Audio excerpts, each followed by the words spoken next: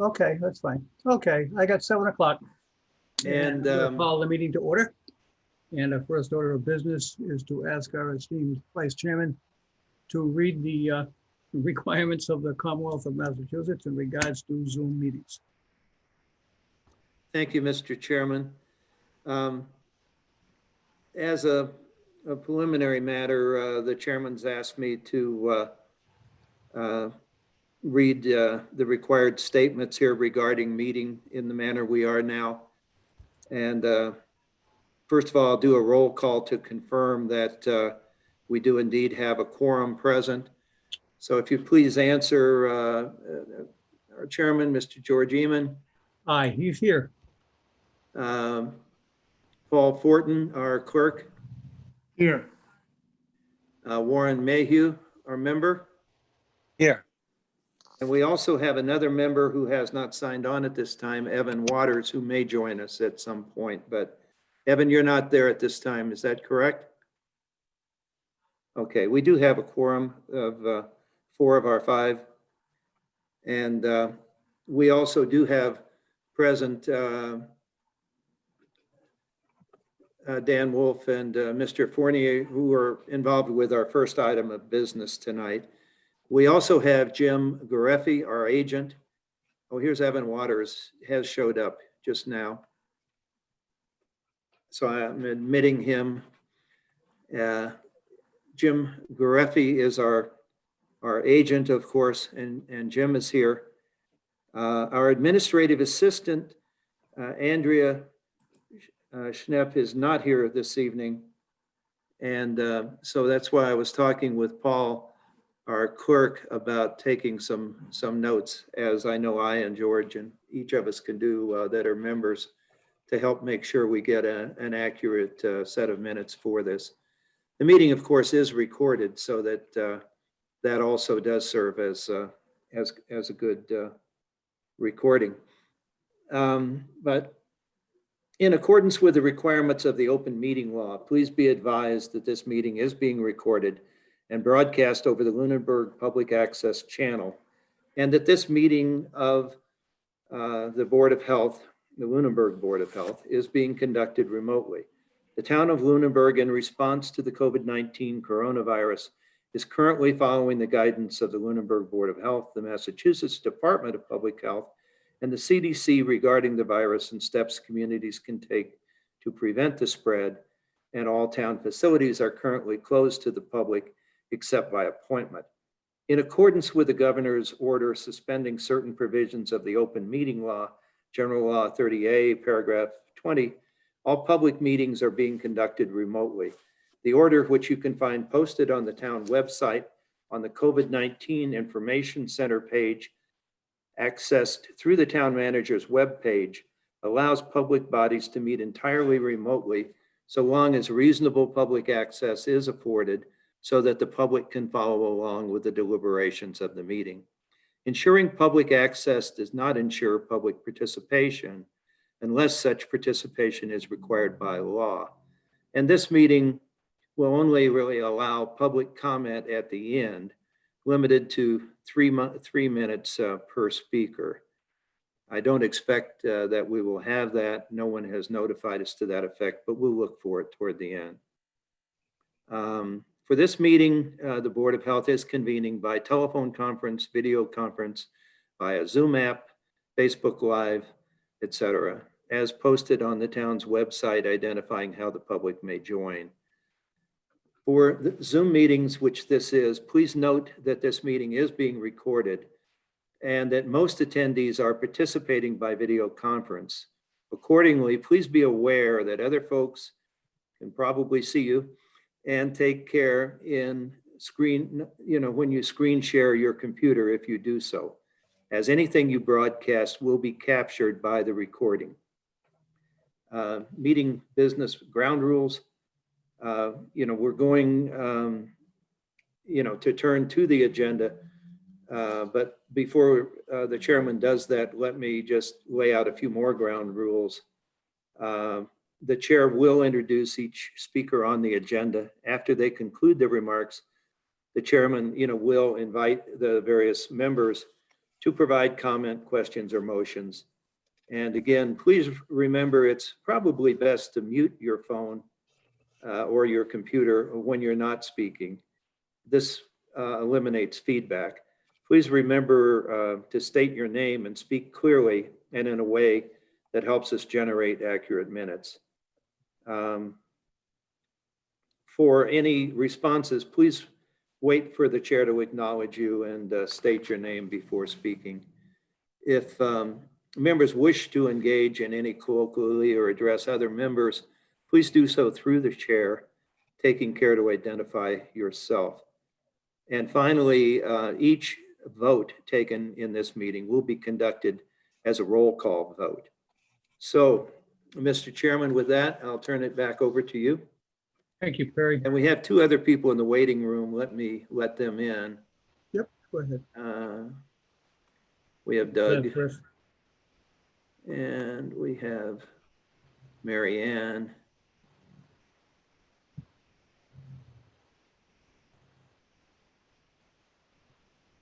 Okay.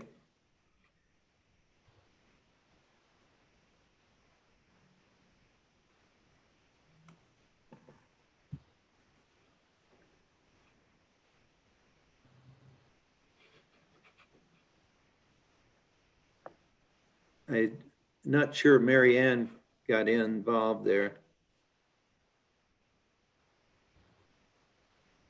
I've I'm got not a- even sure. I've But go got ahead, someone- I've Mr. got Chairman. someone here with a red line through them. I don't know who it is. Can you see that, Perry? No. Between Warren and Paul. Right there in the center.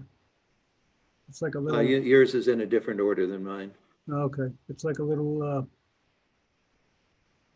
little image with a red line coming down through it, like the issue with the knot. I hope I didn't reject someone. That was not my intention.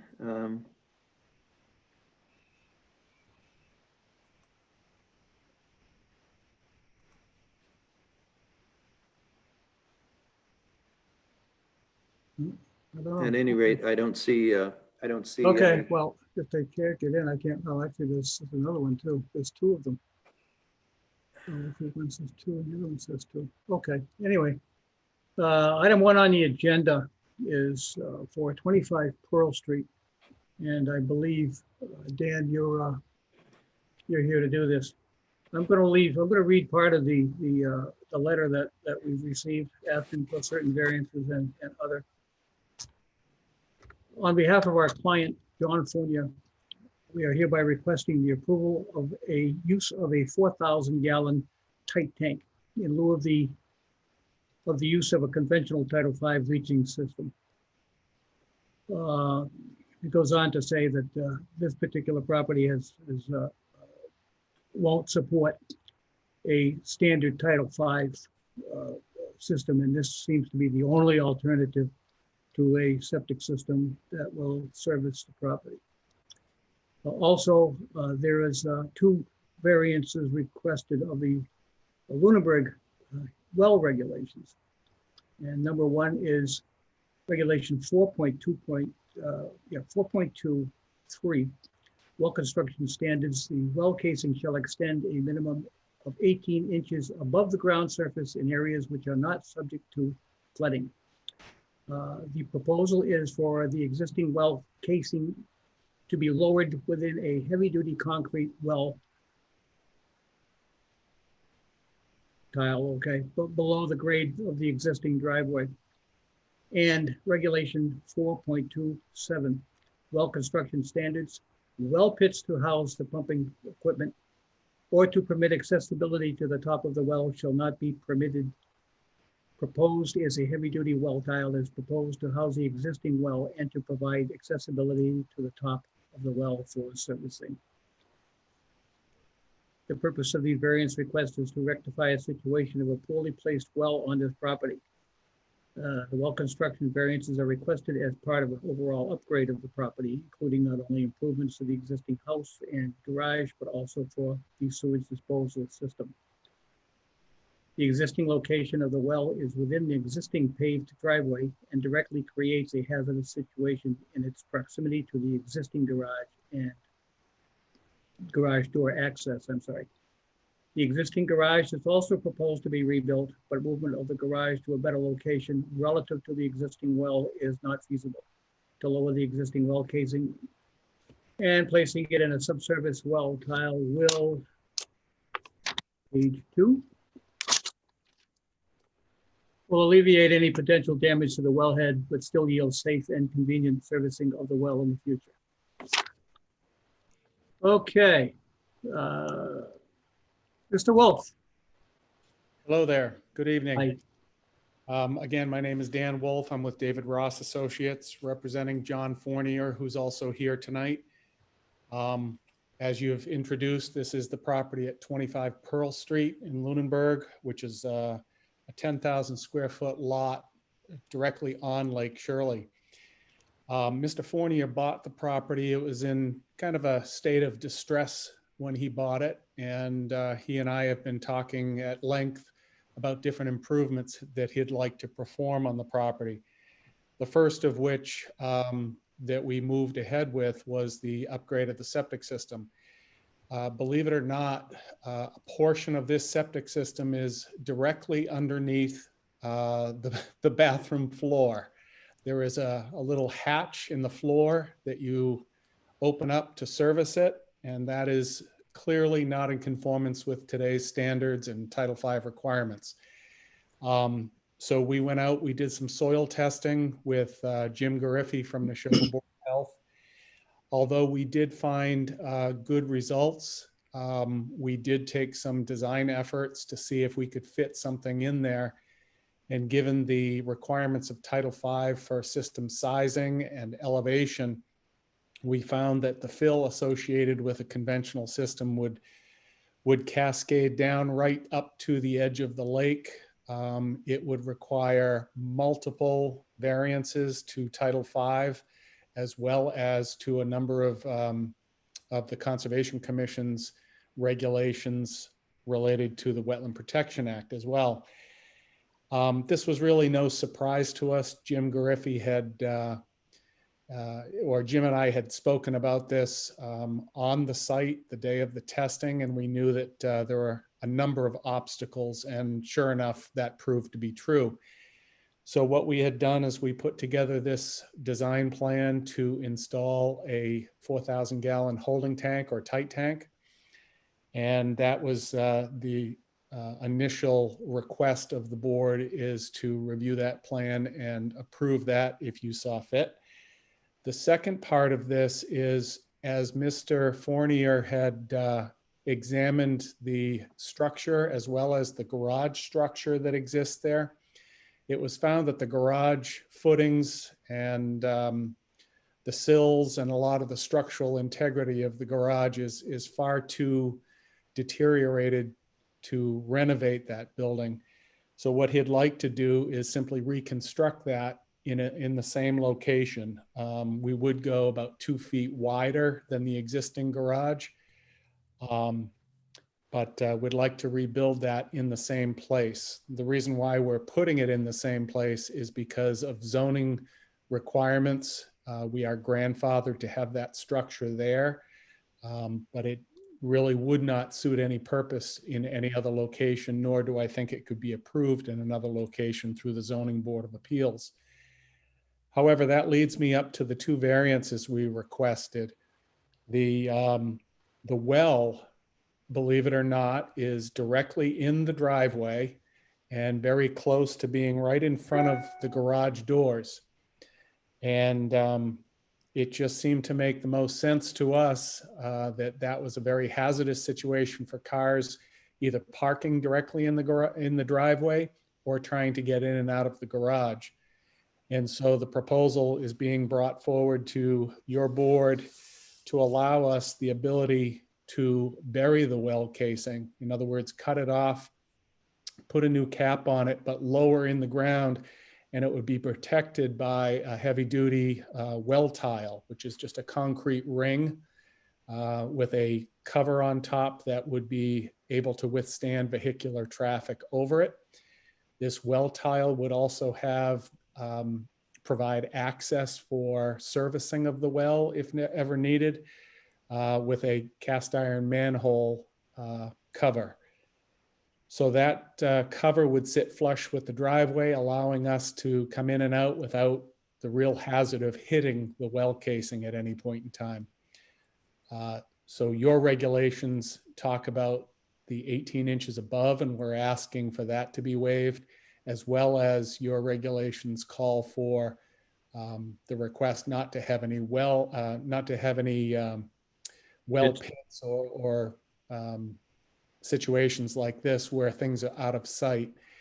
It wouldn't be a matter of this well being out of sight from that standpoint, because there would be a manhole cover there clearly demarcating where that well is, as opposed to it being buried out in the yard somewhere. So we're hoping you see the sense in what we've brought forward. And if you have any questions, I'd be happy to answer them. Mr. Thanks, Dan. Chairman, Yes. Who is that? this is Perry Jewell. Very good. I guess, I think perhaps we ought to talk about these two things separately. The first and most important one in my mind, of course, is the tight tank request. This, property does have a history, Dan, as you know. Yes. And I'm sure the owner knows as well. Jim had been involved previously in inspections of the property and had found that this situation that you described, with the septic and had ordered, if you will, that it, it'd be remedied. And I think, he and you certainly agree that there really is no better solution than a tight tank for this. And I think, as usual, Ross Associates and you have done a good job of, if we look at the plan, you have, I think we probably need a letter asking us officially to, permit that. But it's, it's what we've asked for really to ourselves. So I don't really see a problem with it. But if you look at your plan, you have a lengthy, kind of design process and criteria there, which to me seems to capture, most all of the correct things to be looking at as you look at Title V for a tight tank. And in particular, I guess the thing that we need to keep in mind, is that a tight tank, of course, can't be used in new construction, nor in a situation where flows will increase. And we just kind of keep that in mind, because I think, the 4,000 size is the right size. You've used it based on 2 bedrooms, which is the current status of this property. And then you've gone ahead with the 4,000, which is, a result really of, looking at it probably, at the normal full flows. It would, it looks like Dave Passios, I have to let him in here too. But at any rate, it would, I think you calculate 18 days, at full flows. And we all know that the flow rates that are used for these calculations are a little bit on the high side. So it'll probably end up being more like once a month before it would alarm. But again, your descriptions of alarms and everything else seem all very appropriate the way you've done it. The other thing I think that needs, since, tight tanks are kind of a last resort, for a property, I think it's usually recommended that we do some kind of deed notation to the effect that a tight tank is being used for the septic system, so that that's anyone who might be involved with the property or purchasing the property in the future would know that that is indeed the situation. And similarly, I think it would be appropriate to, restrict that to 2 bedrooms, since that is the design criteria for that. And that normally would be, accompany that other notation as to that is the size of the tank, and that would be what would be expected. We can talk separately, I think, with regard to some of the expansion plans there that the owner may have. The important thing is that we not have more than 2 bedrooms. Right. I had spoken with Mr. Fournier even before he bought the property, and that has always been an understanding between all of us that this is limited to 2 bedrooms, and there is no intention of adding any more bedrooms. There are a few improvements made to the property, but as you know, this property, it needs a lot of improvements. So it's been clear. Yes, and even the photos that I've found online from the realtors, look as though the inside has been improved quite a bit. So this is good, yeah. So I guess, from my own personal perspective, as I reviewed all of that, I think that, those would be the 2 things, would be the deed notation of both those items. Mm-hmm. And then the other item that I think we often ask for with a tight tank is for at least the first year, some sort of a contract, for the operation and maintenance side of this, where, someone is going to inspect it, let's say, either when the alarm goes off or monthly for the first year. And then perhaps, that schedule can be adjusted, beyond that point, if it really ends up that it doesn't need to be pumped but every couple of months. But at least that would ensure that it is inspected, it is functioning correctly for that first year, because it is near the lake and this is a sensitive piece of property. So I think we'd like to try to see a contract from someone, to provide the operation and maintenance service for at least the first year. And then similarly, at the end of that time period, we would entertain, a recommendation with regard to what we should be doing going forward. Jim, are there any other items that you have, or? So. Oh, wait a minute. Let's leave Jim out of it for now. Are there any other questions from the board? Comments? Okay, I have a couple. What we have done in the past with tight tanks, where we were a little bit concerned with the amount that was going to be generated over a period of a month. I think we all know, Dan, you know, and I know, Perry, I'm sure you know, and Jim certainly knows that the 220 gallons a day that is mandated by Title V is probably a bit higher than actual usage. There's a fudge factor built into those. And what we've done in the past is that we've asked the set it up so it'll be pumped monthly. There's a receipt that comes with when they do pump it off, and whoever you decide you're going to have pump this thing for you once a month would come back with a report on that and give it to either the homeowner or directly to the board with the amount that he was pumping, so that we would have a record. And that goes towards modifying that number up or down, whichever way it happens to be, over a period of time, so that we could have a better idea of exactly how much is being generated by a 2-bedroom home. That seems to work fairly well for us. The other thing that I wanted to expand a little bit on what Perry was talking about with the expansion of the building, or building to the building, adding additions to the building itself. We do know that Title V has a standard description of what a bedroom is.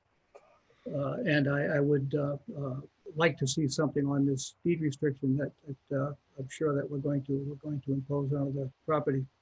That some verbiage or language that it's going to make sure that whatever construction is added to this building, if any, does not meet that regulation or the requirements of a bedroom.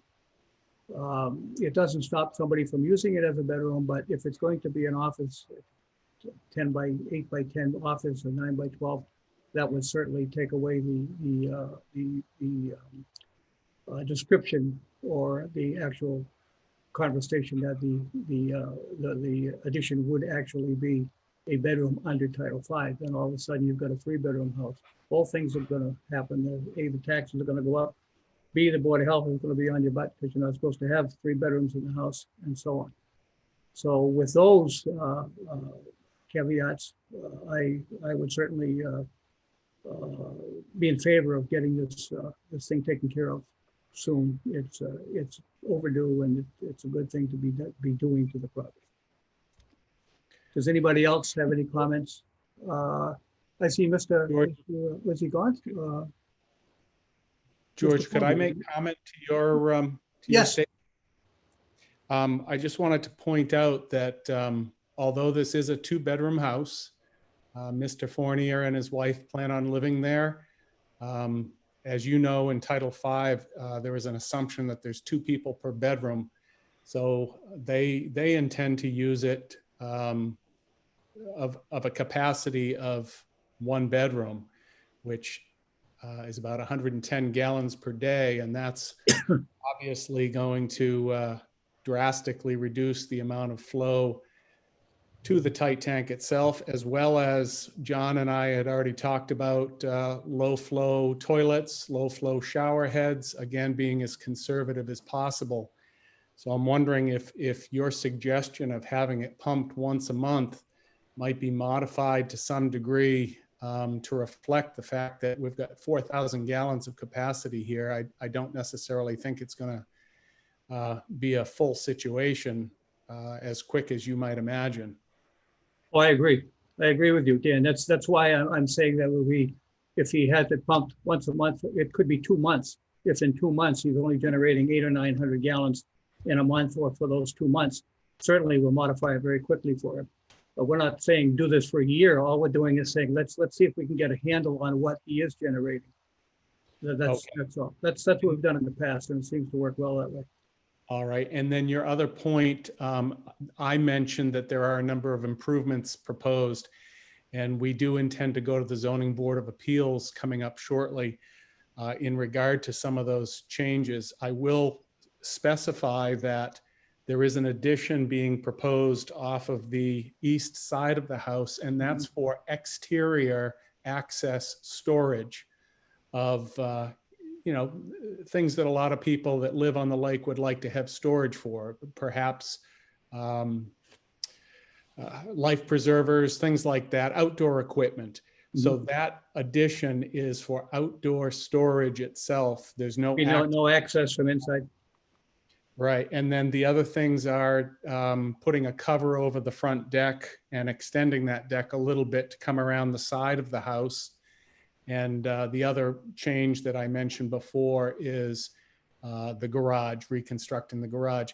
The reason why we have all these things on the plan is I had told Mr. Fournier that it's always best to present these things to the board with the full picture in mind of what they are intending to do. I didn't want him to be presenting this in bits and pieces to you or the Conservation Commission or the Zoning Board. So what this plan reflects is the full scale improvements that are planned. There's certainly no other room that's being planned, and certainly not a bedroom. Okay. The point of my comment is I'm thinking more or less of living space, actual living space within the structure. The thing is that, and I use it very, very frequently with folks with the same questions that you just lined out, is that it's not potentially what you're going to use it for, but at some point in time, someone else is going to own that home, and it's what they potentially could use it for. That's why we're so careful with the bedroom counts. If this is an exterior building that is going to be attached to the house, I would presume, or is it going to be separate? Is it going to be separate from the house, or just right up against it? The storage is right up against it. Right up against the house. Okay. Of course, the house is going to be finished, and then this is going to go up against the existing house rather than tearing out a wall and then adding this thing on. Okay. All right. If it's okay. I guess I could live with that, as long as there's no indoor access. Yeah, Mr. Chairman. Yes.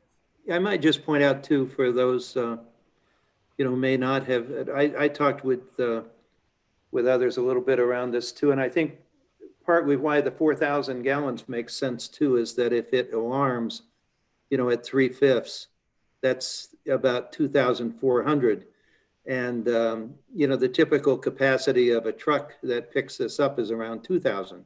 Right, so that it's too that typical. makes sense. You know, they can come, you know, it makes a full load, if you will, and leaves some in there as you want to do. Yep. And that, you know, I think it's a perfect size, Yeah. you know. Oh, yeah. for this. Yeah, it is. It's. And based on 2 bedrooms, that's what it should be. Yep. So, I would think that very quickly, it's going to be determined that they're not going to have to pump this thing every 18 days. oh, I'm sure, But I'm we sure. just want to get an idea of what the couple is going to generate. Yeah, I during think the you month have to of the start experience. at them once a month or Yep. something and And then. Yeah, check it out and make month sure for a couple of everything's months and see working. how it The goes. alarms are We'll go from working. there. et cetera.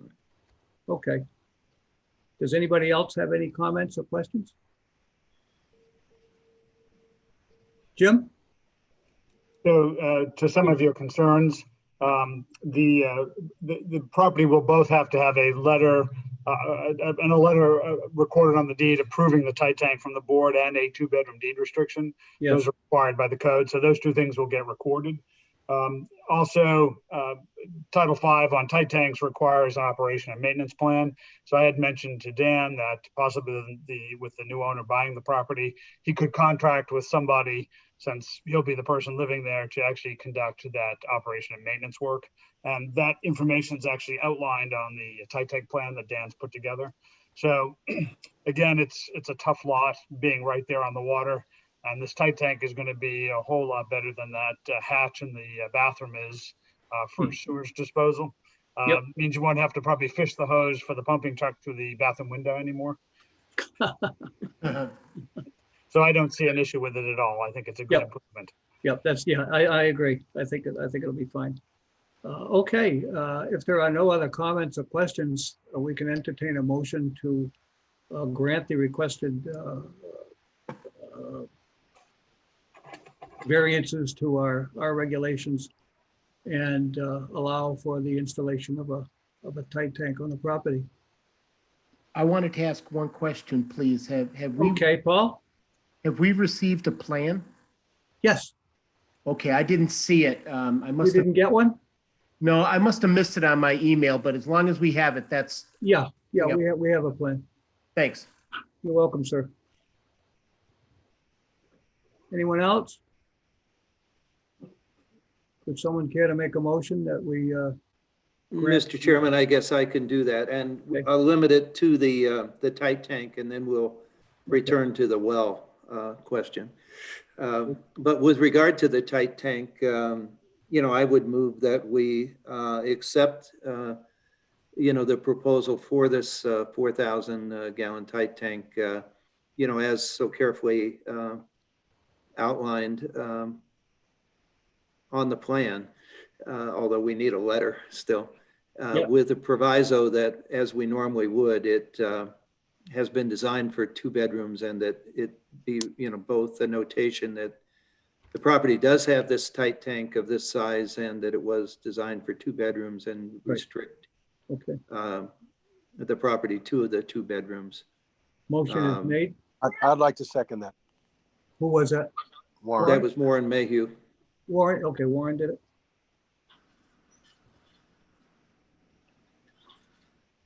Okay, motion's been made and seconded that we grant the approval for the installation of a tight tank and grant variances to the 2 outlined Lunenburg Board of Health regulations, well regulations.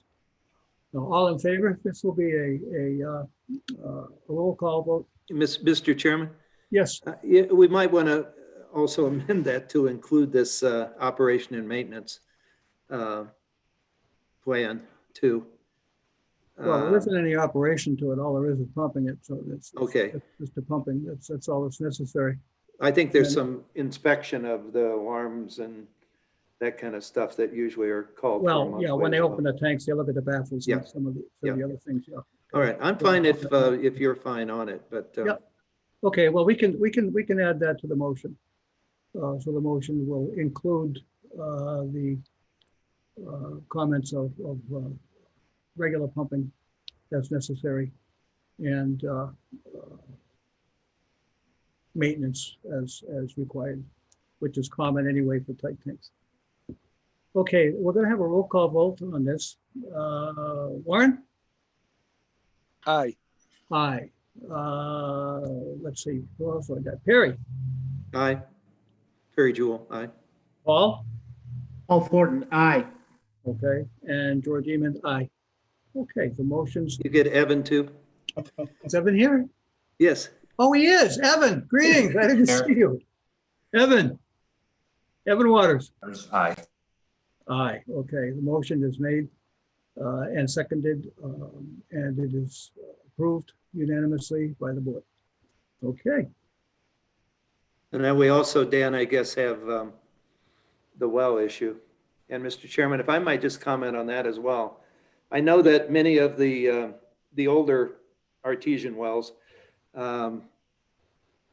especially in the lake area, it seems do have the, the design that's being proposed here where it is below grade, but in a tiled area, often buried totally. But in this case, at least, it would seem that there'll be a manhole cover, Yep. a metal manhole cover over the top of this. So it's I think quite unusual to go in this direction and do away with a well that is properly constructed. But I do appreciate there's little possibility to move the well or to move the garage, and it's in the middle of the driveway. So I guess, given all of that, I would be willing to, at least, consider this if our agent felt that this was appropriate. okay. Does anybody else on the board have any comments or questions on It the would use be of the- nice if, for the it well? would be nice if the manhole cover said well on top of it. I know that sounds ridiculous, but No. Or said water, anyway. That's- yeah, right. You Yep. could do it with a, welder, but still.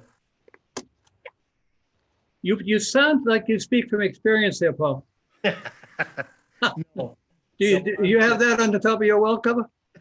no, sir. Well, you don't have a pit, but that's okay. Yeah, that just sticks up out of the ground. Okay. Any other comments? No, Jim? And I've discussed these concerns with Dan. The two concerns I have, or primary concerns I have with the head of a well being buried below grade, would be that it's not below, it's the well, the top of the wellhead's not below the flood zone, particularly down by the lake there. Though after a summer of drought, we don't think about floods, but as we've seen in this past week, all of a sudden we're starting to get moisture again. So it would need to be above the flood zone, just so we know it's not going to fill in with water if it were to flood. And the second thing is when you put a pit in, is to make sure the pit can drain. So if water gets in the pit, like just a regular rainstorm, that water that gets in that pit can drain out of it and not fill up, and then that water get into the top of the well too. So those would be my two big concerns Okay. with the well head below ground. I heard earlier that some testing had been done down there. What was the perk rate? The perk rate was less than 2 minutes per inch. It's all Okay, very so it's- coarse sand and gravel, and Pretty fast. this would be an open bottom Okay. pit, so to speak. So any water that got in there would easily flow out. Okay. I don't know how much better you can get than less than 2 minutes an inch perk. I don't know what else you could do. I don't know if you could even pump it out. You'd have to get a lot of water in there. Yeah, I don't see it as being a concern at all with that gravel that's there. Okay. The flood zone, Dan, what's the elevation of the flood zone down there? Well, the water's edge is right around elevation 90, and the well itself is up near elevation 99. Okay. We're probably 8 to 9 feet above Okay. any high water. And Okay. and what's the proposal? Cut it down a couple of feet? Cut it down a couple of feet. I had put on the detail that the wellhead would still be 18 inches above the bottom of the pit. Okay, If that's not a concern, then we don't have to go as deep. How deep would the pit be? The pit's only going to be about 2.5 feet deep. Okay. Okay. And you're gonna have, what do you think that the top of that wellhead's gonna be once you get this thing in there? A foot, 12 inches, 8 inches? Yeah, it can be just below the cover. Right.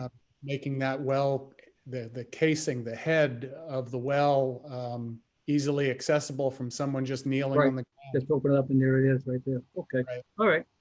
Okay. That being said, any other comments from the board? There are none? Okay.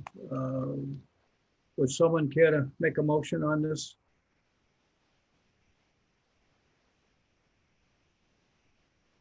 Somebody? I So, propose a make a motion motion. that we allow this, the alteration of this well to Okay. be able to fit in the middle of the driveway like this. Okay, do we have a second, please? I would second that motion. Thanks for coming tonight. Oh, my pleasure. It was a long walk. Yeah. Okay, motion's made and seconded that we approve the request. The two variances for the wells, the replacement of the replacement of the well for a well pit, not the replacement of the well, but for a well pit to accommodate the well. All in favor? This is also a roll call vote. Let's see, who have I got here first? Warren, Warren Mayhew, aye. Harry? Harry, I didn't hear you. Harry's muted. There you go. Paul? I was muted. Perry Jewell, aye. Okay.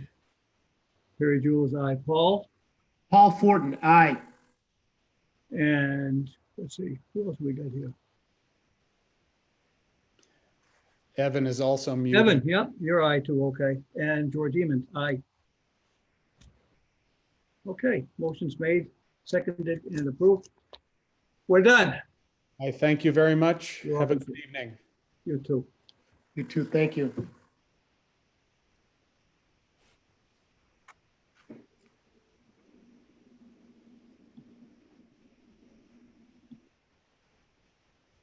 Okay.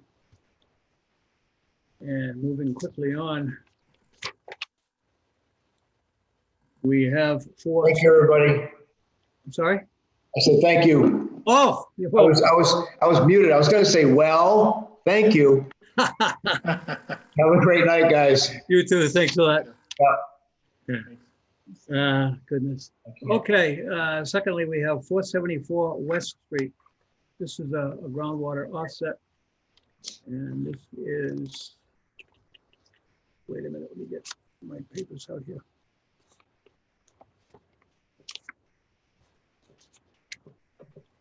Let's see. Mr. Chairman, we do have a letter from Doug Smith of. Yes, I have it. Smith I have it here. I'm just getting it out.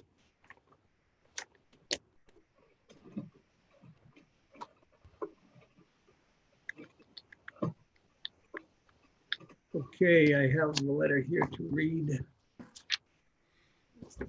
This is, Dear Board of Health, please accept this letter as my request to be put on the next Board of Health agenda. Consideration of a variance listed below for Arlene Franciosi and care of William Proctor for 474 West Street, Lunenburg, Mass. State Title V local upgrade approvals requested. 1, 310 CMR 15 1H, requesting a local upgrade approval for the reduction to allow a reduction of the 4-foot requirement of separation between the bed bottom of the soil absorption system and high groundwater, requesting a 12-inch reduction, which will result in soil absorption system being 36 inches above high groundwater with a reported 6 minute per inch perk rate. Thank you for consideration, Doug Smith. Is Doug here? Yes. Good evening. Where is he? I can't see you, Doug. Yeah, for some reason I don't, Ah. but I'm here. Okay, you're here. Good, go ahead, speak. This is a 1.8 acre lot. Um, The well is in the front of the house, and when you get the 100-foot setback, that has the system go quite a bit downhill. And this variance will help with the breakup fill all the way around. It's a stone and pipe system that I designed. And this area of town is known to have a lot of ledge, but luckily we got 3 really good test pits to cover the entire system area with good depth of soil. So that's basically what I'm looking for on this one. Doug, we didn't get a plan along with this, and I'd asked Andrea to contact you last week for a plan, and I still think we didn't get one.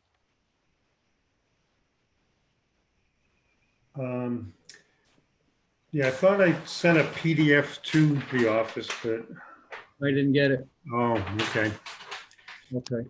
But I like to look at those. I noticed that this one was missing. Okay. I like to look at those. It gives me a little bit better feel for them. This is a fairly routine request. So I guess I'll allow this one to be considered, but in the future, please try to get those to us so we will know.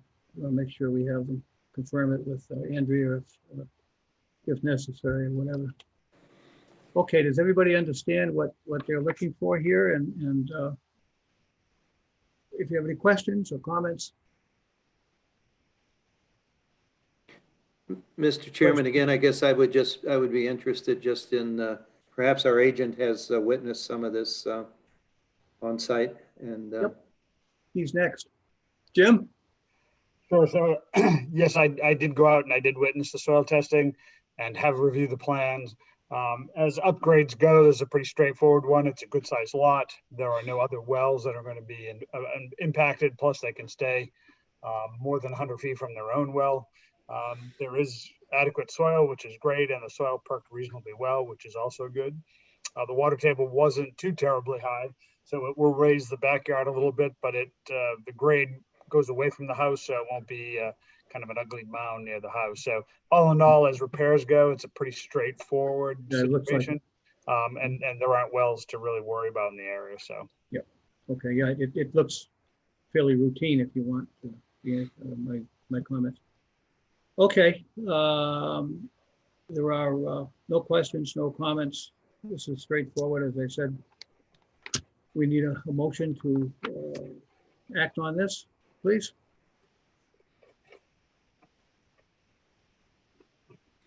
Mr. Chairman, I guess I can move that we grant this request for this local upgrade to reduce Offset the groundwater. this offset to the groundwater from 4 feet to 3 feet. Okay, can we have a second, please? I'll second. Paul, thank you. You're welcome. You know, I know the weather's been nasty, guys, but goodness, you know, speak up a little bit. Okay, motion is made and seconded. We'll now have a vote. It'll be a roll call vote again. Warren? Warren, aye. Perry? Aye, Perry Jewell. Yep. Paul? Paul Fortin, aye. George Demon, aye. Evan? Evan Waters, aye. Aye. Okay, motion's made, seconded unanimously. All in favor, we're all set. Okay. We're done with that one, Doug. Okay, thank you very much. Have a good night. You're welcome. Don't you have another one, Doug? Oh, just that one this week. Just that one this week. Oh, yeah, okay. You're right. My mistake. You're good.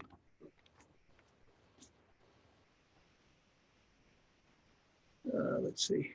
The next and last one that we have on the agenda is for 189 Hemlock Drive. Mr. Alberto Geller, I guess it is. Is he here? Yeah, so there's both, this is Alan Moore, I'm the owner, and Al Gallo is the engineer that designed Right. the repair system. Is he here or you handling this one yourself? Yes, I'm sorry. I am here. I'm Oh, sorry. you are? Okay, good. I was muted. I'm sorry about that. Oh, okay. You're fixed up now? Okay. We do have a letter to the board. Let me read it. Dear members of the Board of Health, on behalf of Mr. Alan Moore, owner of the above referenced property, we are requesting the board to consider our septic repair plan dated September 28th, 2020 under local upgrade approval with the following deviations from 310 CMR 15. 310 CMR 15, 15405A, reduction of a system location distances to property lines. The plan proposes building the leaching area 7.2 feet from the property line. A reduction of 2.8 feet is requested from the 10 feet, from the 10-foot requirement. 15405G, reduction of system location setback to water supplies. Excuse me. The plan proposes to build a leaching area 7.5 feet from a pressurized water supply. A reduction of 2.5 feet is required from the 10 feet required by 310 CMR 15. The plan proposes to encase the water supply line in concrete. We are looking forward to seeing you at our available meeting to discuss our request. Okay. That's pretty straightforward. It's pretty clear. Was there anything you wanted to add to that, sir, or are you set? Well, I just want to add that we made every effort to design the system to comply with the code. Mm-hmm. And we did have, due to the proximity of the lake, we did file with Conservation Commission, and they agreed. They found a negative determination on our project that we are more than 100 feet from the wetlands. Yeah. Are you using polypro line for that water line? I'm sorry? Polypro, the water line, what material is it going to be made of? Oh, the poly line is typically well, we don't really have a poly sheet on here. Okay. But yeah, it doesn't say. Poly sheets are usually made of 40 mil plastic. Yeah, polypropylene or one of the, oh, okay. Yeah, Mr. Chairman, I think this is on Lake Shirley, on Lake, on the other lake. I think it's town water. Isn't it? It is. Is that water district water? It is, and that's one of the variances that we're requesting. Yes. Oh, wait a minute.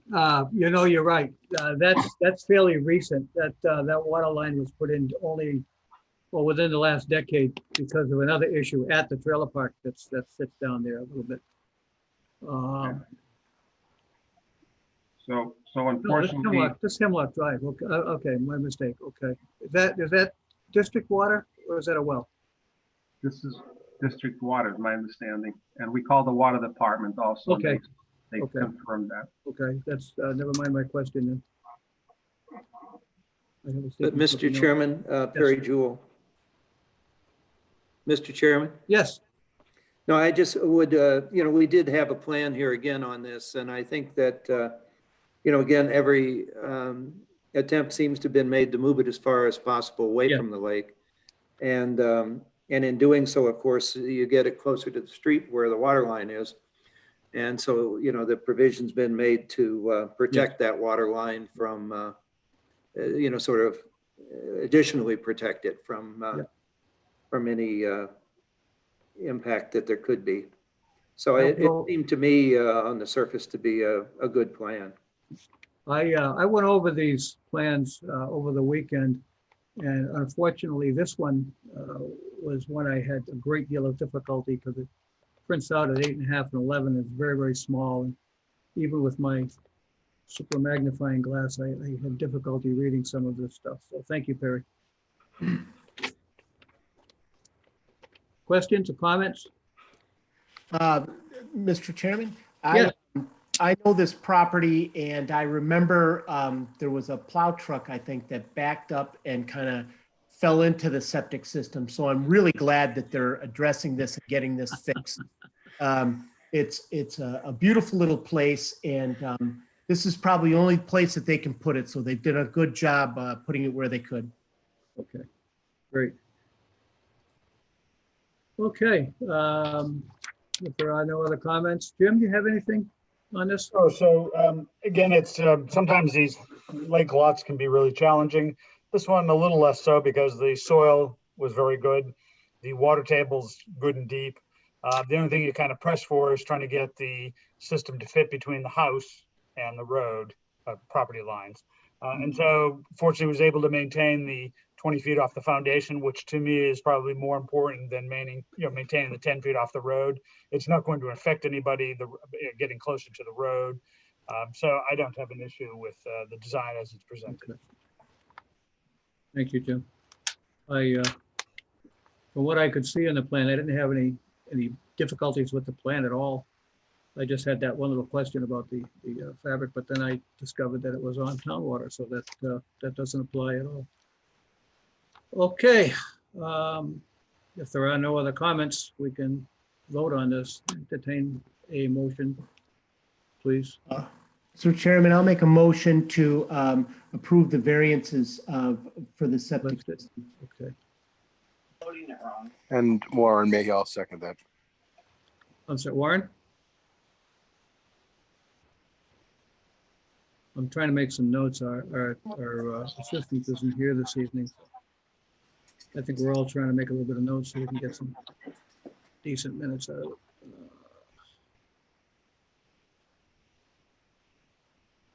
it. Okay, motion's made and seconded. We'll have a roll call vote again. Warren? Warren Mayhew, aye. Perry? Perry Jewell, aye. Paul? Paul Fortin, aye. It is aye. Evan? Waters, aye. George Eman, aye. Okay, motion's made, seconded, and approved unanimously. We're all done. Thank you. Thank you very much. And Thank you very much, everybody. have a You're nice welcome. evening. Thank you.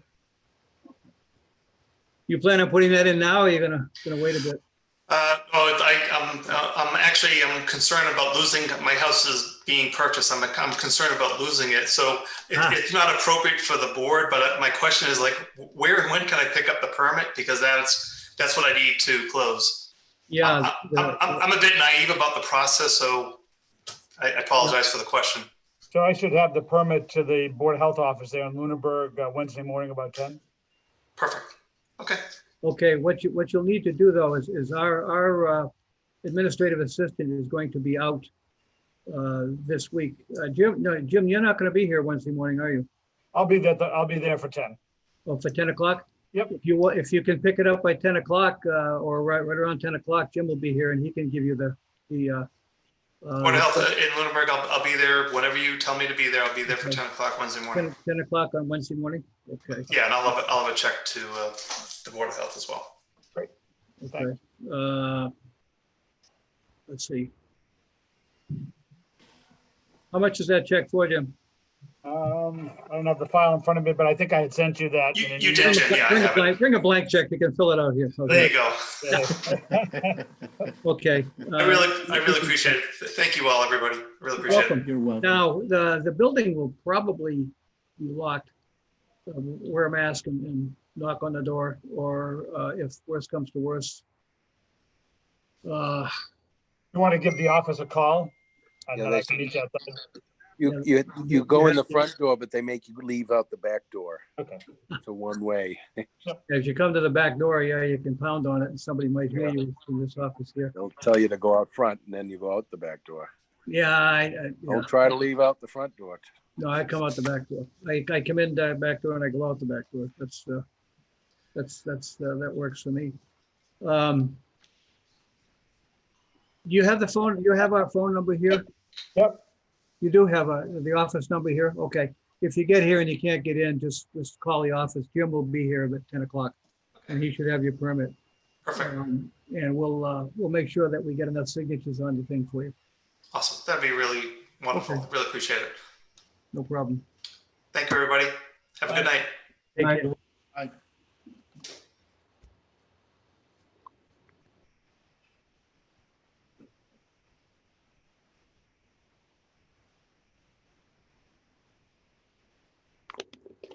Okay, now what's next?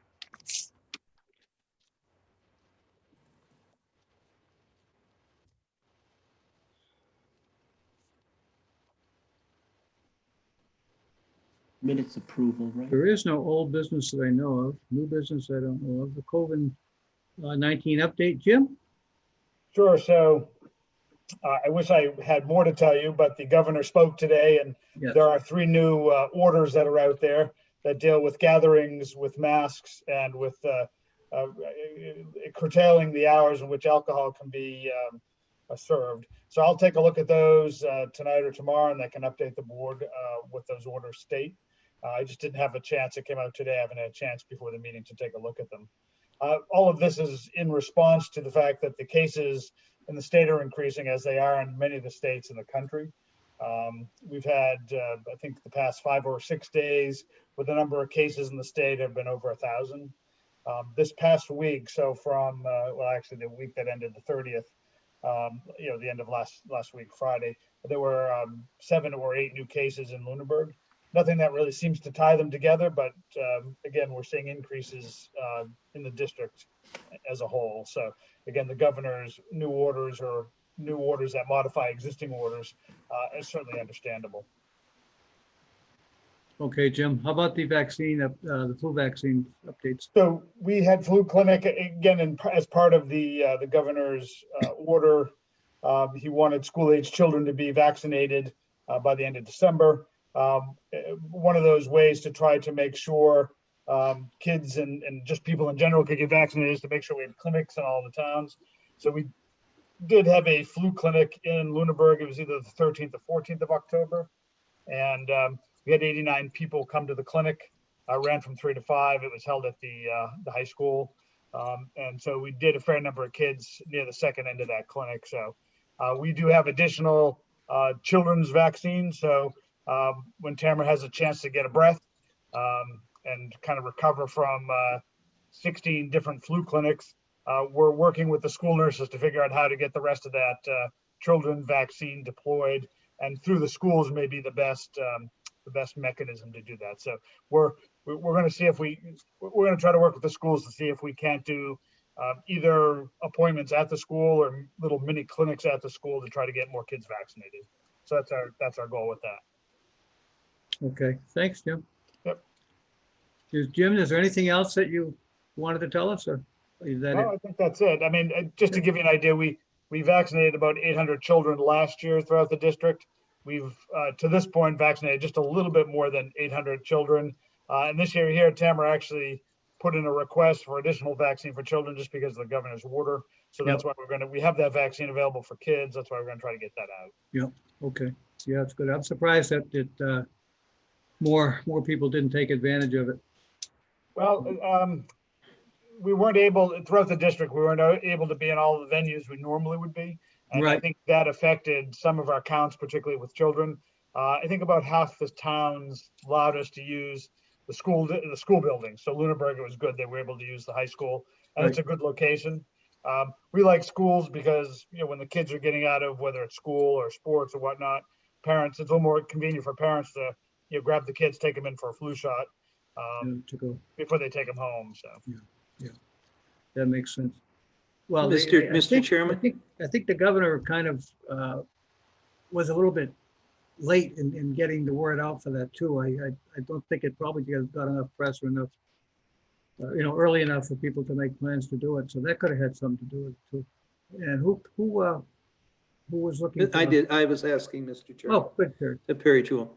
I just had, I think a question kind of for Jim, I guess, or just kind of his reaction on it. There's been a lot in the news lately, and Warren Mayhew may not have seen this, but that with regard to the church in Fitchburg, that's, down on the John Fitch, that at least recently in the news has been reported to have over 100 confirmed cases, and I think they've been estimating it at least 150. And as a result of that, of course, it's probably accounted for a few of our Lunenburg cases, and I think Townsend too, who's gone red now. as well as Fitchburg and Leominster that are both gone red. We're surrounded. I just wondered if Jim had any, kind of comments with regard to the impact of that, or what he sees the ripple effect of that may be, because that could be quite large. First, so I mean, the thing I've been saying probably for the past month is, and I think as a people, we're probably getting kind of tired of all the requirements and hearing the same old simple, wear a mask, stay 6 feet away, wash your hands, stay home if you're sick. But those things are so important because I think things like the church, hockey, other sports teams, things like carpooling, these situations propagate cases because we get too close, or somebody shows up within a group who doesn't know they're sick yet, so they're asymptomatic.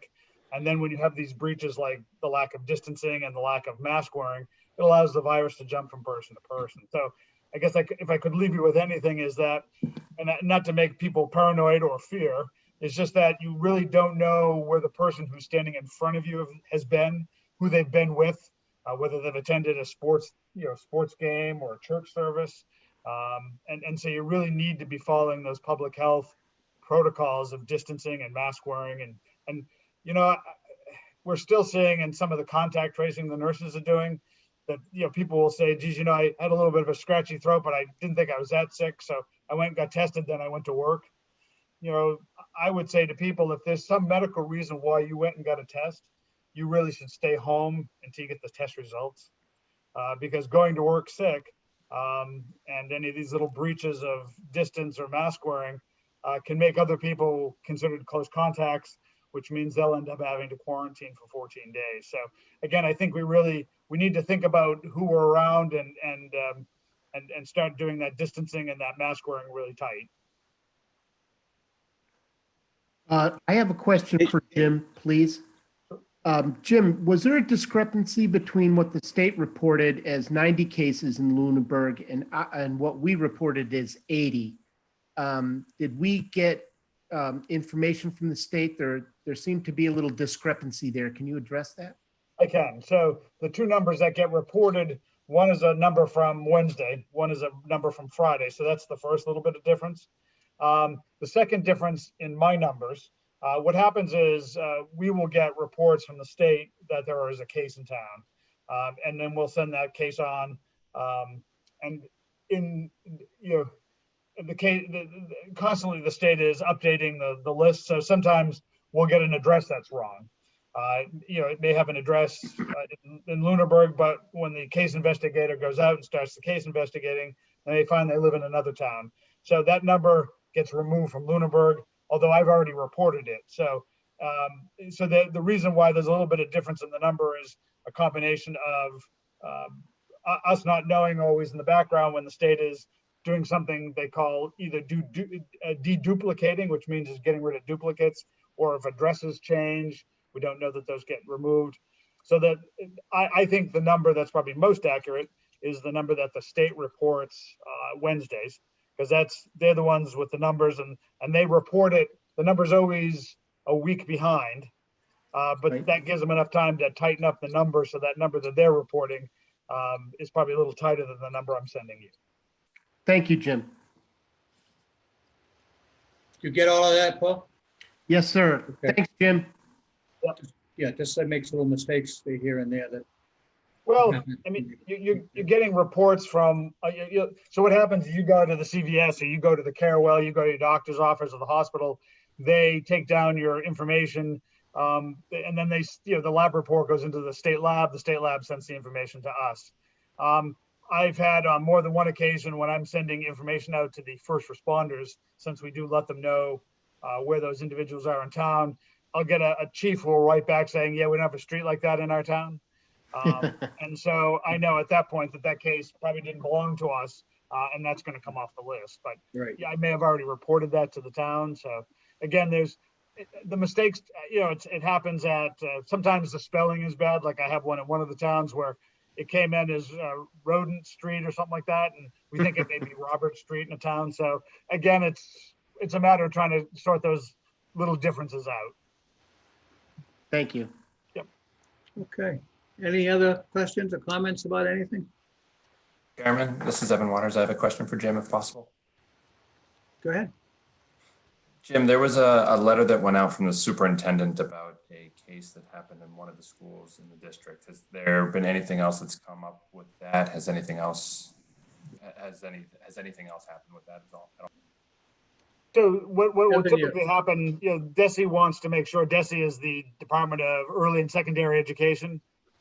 It's easier to say DESE, so from now on, I'll just say DESE. They have kind of a standard template that they give school districts to let the district know if somebody in the school has tested positive. One of the things that our public health nurse, Tamara, has done is spoken with all the school nurses so that we can be in touch about making sure we get the contact tracing piece of it done to make sure that the whoever the person is in the school knows that they need to not be in the school, and we can do the contact tracing for those persons who are around the person who tested positive. Has all of that been done at this point? Is it effectively sort of, it was a single incident that took place, and with contact tracing and all of that, it's sort of taking care of itself just until the person's obviously finished quarantining? So there'll be two pieces. Again, I'm not familiar with this case in particular, but so if there was a person who was positive in the building, that person will have to isolate and be followed. And anybody that person was around and was a close contact, so they were closer than 6 feet for more than 15 minutes, they'll be asked to quarantine. So the kind of the difference in the two, if you're sick, the state has you follow what's called isolation. Both of them are very similar processes. In isolation, the minimum time that you have to stay out of society, essentially out of school and stay at home, is 10 days. And the last 3 of those 10 days have to be symptom-free, fever-free. So in theory, you could go back to school, back to work in 10 days, as long as you recover well. In the case of quarantine, and that's for those people who aren't sick yet, they're the close contacts, they need to actually be out for 14 days. And though people kind of look at you strange when you tell them that, what happened is they're the people who were in contact potentially with the virus. It will take up to 14 days for that virus to make somebody sick. So we really want to make sure that they're out for those full 15 days. And then the contact tracers will give them a call to make sure they're well before they can release them back into school and work and back into out of the house. So, and that process happens either through our office, although with the how busy we were with flu clinics, some of the cases went to the contact tracing collaborative, the state's contact tracing collaborative. So without knowing the specifics, I can check with the public nurse tomorrow, public health nurse, whether we did that contact tracing or whether CTC did it, I'm not sure. But one of the nice things is that relationship we have with the school nurses, they know what we're looking for, they know it needs to be done, so that stuff gets initiated pretty quick.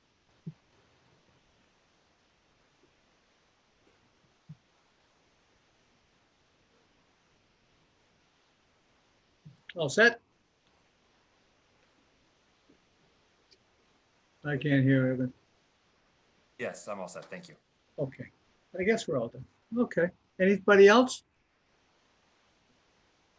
Okay, motion to adjourn? Yes, Motion seconded. That's from Paul Fortin. okay, Paul, you seconded? Yes, sir. Who made the motion? Perry, did. you're muted. I'm sorry, I'm having trouble with sound. Sound like Perry, George. you're muted. Yeah, I'm sorry, Mr. Chairman, this is Perry Jewell. No, I was just suggesting that I noticed that Dave Passios, our previous member, has joined us. Oh. Has been part of the meeting tonight, and I didn't know if he had some public comment or if he I don't had know. I don't something see for it. us. Dave, you here? Hi, David. Yes, I am. Hi, George. Hi, Dave. What's up? Hi, Yep. Dave. Well, one of the few evenings that I didn't have an overlapping meeting, so I thought I'd listen in. Okay. And yeah, you guys got your work cut out for you, especially Jim, with the situation going on. Yeah. So it's it's good to hear the goings on, and keep up the great work. Yeah, that means you miss us, Dave. You miss us. Yeah, we miss you. One thing to Jim, especially as a member of the TCP redesign committee, one of the things that is still on the design is the kitchen at TCP, commercial kitchen. So that will be something we may wish to invite you to a meeting sometime in the next few months to talk about a little bit. So there's a little bit more understanding of, the discussions we've had in the past about that. Otherwise, great seeing you all, and have a great evening. Dave, put me on that list. I'd like to attend some of these TCP meetings if you don't mind. Sure. Thanks. Next one is next Monday night, actually. It'll be a short one, I think. We're going to review the presentation for special town meeting. It'll be a combination of our chair speaking and the architects and engineers doing a presentation. Where do you meet? Where do you meet, On Dave? on Zoom. Where do you meet, Dave? We'll be on Zoom for Monday. Oh, Zoom, okay. Yeah, and you can get the link off of the town calendar, Okay, I'll find it. Thanks. and then we'll be at town meeting. Yes, of course. I'll be there.